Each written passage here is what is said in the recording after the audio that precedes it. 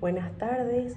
En esta oportunidad les voy a hablar acerca del metabolismo fotosintético y respiratorio en la materia de fisiología vegetal. Mi nombre es Ariana Dávila. Dentro del contenido que veremos a continuación tenemos la fotosíntesis, fases de la fotosíntesis, lugar de la fotosíntesis y localización subcelular, el aparato fotosintético, concepto de fotosistemas, absorción de la luz, transporte eléctrico, fotofosforilación, rutas bioquímicas de fijación fotosintética del CO2, planta C3, planta C4 y la CAM, ruta C2 de la fotorrespiración, la respiración, características distintivas de la cadena de la respiración de las plantas y el metabolismo del nitrógeno y azufre. Para comenzar debemos saber que la fotosíntesis es un proceso vital que permite a las plantas convertir la energía solar en energía química, almacenada en glucosa y es fundamental para la vida en la Tierra. De allí se derivan el resto de los temas. ¿Qué es la fotosíntesis? Es un proceso químico que consiste en la conversión de materia inorgánica a materia orgánica gracias a la energía solar. Tenemos el dióxido de carbono más agua que produce azúcar más oxígeno. Fases de la fotosíntesis. Tenemos dos, la fase luminosa que ocurre en las membranas de la tilicoides de los cloroplastos y la energía luminosa es la absorbida por pigmentos, principalmente por la clorofila, lo que impulsa la producción de ATP y las moléculas portadoras de energía se liberan como O2 como un subproducto. Y la fase oscura que ocurre en el estroma del cloroplasto, que el ATP y producidos en la fase luminosa se utilizan para fijar el CO2 y sintetizar la glucosa. Este proceso no requiere de luz directamente, pero sí los productos de la fase luminosa. Lugar de la fotosíntesis y localización subcelular. En los organismos eucariotas, la fotosíntesis se lleva a cabo principalmente en los cloroplastos o presentes en las células del mesófilo de las hojas. En procariotas fotosintéticos ocurren en el citoplasma y en las invaginaciones de la membrana plasmática. La podemos conseguir en la fase luminosa que tiene lugar en las membranas de la tilicoides y la fase oscura que se produce en la estroma, que el fluido se llena de cloroplasto. El aparato fotosintético. Los fotosistemas son complejos proteicos y pigmentarios ubicados en las membranas de la tilicoides. Son esenciales para captar la energía lumínica. Existen dos tipos principales. Los fotosistemas PCI, que absorbe la mejor luz a una longitud de onda de 680 nm, que inicia el transporte de electrones. Y el fotosistema 1 PCI, que absorbe mejor la luz a una longitud de onda de 700 nm, recibe los electrones del PCI y los transfiere para la formación de NADPH. Absorción de la luz, transporte eléctrico y fotofosforilación.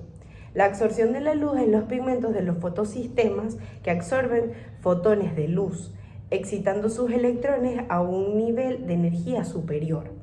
El transporte eléctrico. Los electrones excitados son transferidos a través de una serie de transportadores de electrones en la membrana de la tilicoide.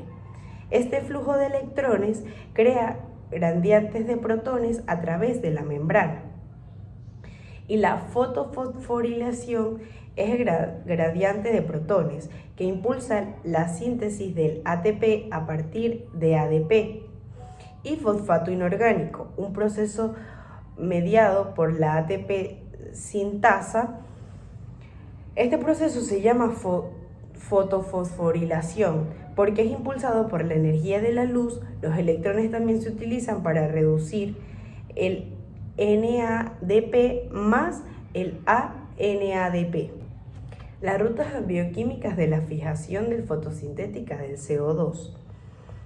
Es el proceso de incorporación de dióxido de carbono atmosférico en compuestos orgánicos.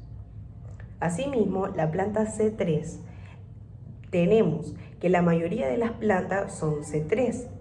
El primer producto establece la fijación del CO2, es un compuesto de 3 carbonos. La enzima es la clave del rubisco y son eficientes en ambientes templados con buena disponibilidad de agua. Planta C4. Tenemos que son adaptadas a climas cálidos y secos. El primer producto que establece la fijación del CO2 es un compuesto de 4 carbonos. La fijación inicia del CO2 ocurre en las células del mesófilo, catalizada por la enzima del PEP carboxílica. Y el CO2 se transporta en forma de malato a asparato a las células de la vaina del haz, donde se libera y entra el ciclo de Calvin, minimizando la fotorrespiración.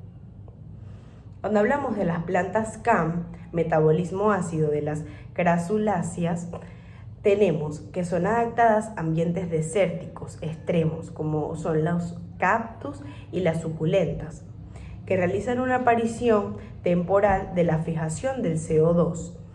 En la noche abren sus estomas, captan CO2 y fijan en ácidos orgánicos, que se almacenan en las vacuolas.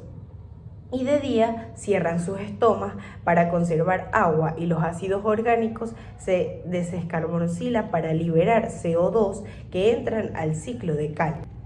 Ruta C2, la fotorrespiración. Tenemos 4 fases.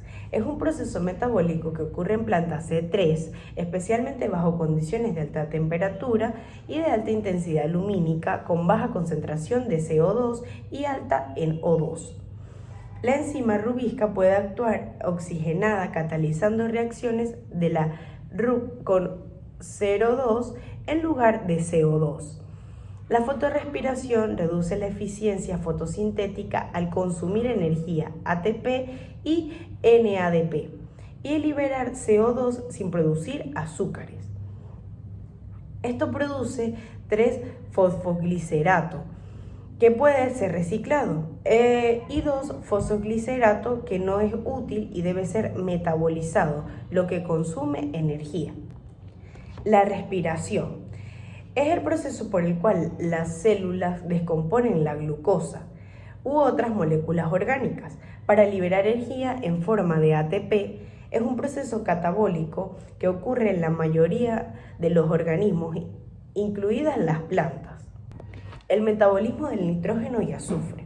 Cuando hablamos de metabolismo del nitrógeno, es un macronutriente esencial para las plantas, ya que forma parte de las proteínas, ácidos nucleicos, clorofila y otras moléculas vitales.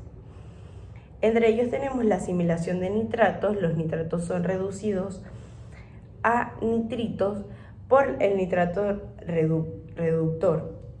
La asimilación de amonio, que es el amonio ya sea absorbido directamente o producido de la reducción de nitratos, es incorporado en aminoácidos a través de glutamina. Y hablando del metabolismo del azufre, es un macronutriente esencial, componente de aminoácidos, proteínas, vitaminas y coenzimas. Y tenemos las fuentes de azufre, que las plantas absorben el azufre principalmente de sulfato.